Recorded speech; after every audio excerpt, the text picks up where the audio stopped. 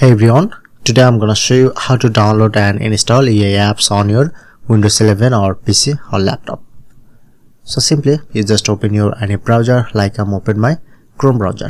Go to search option, search set to EA download for Windows. Okay, then you get this site, press on to open, click on, showing it to two different way, just select Windows. And now it's downloading. Okay, now successfully download, and let's go to install.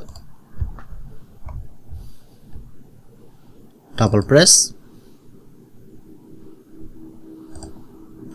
click on let's go.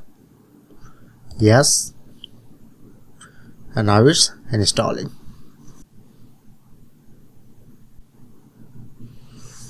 Okay, now successfully install this, and you just need to log in or create account. If you don't know how can easily create account, just check out my description box and provide how can easily create your account. And thank you for watching this video.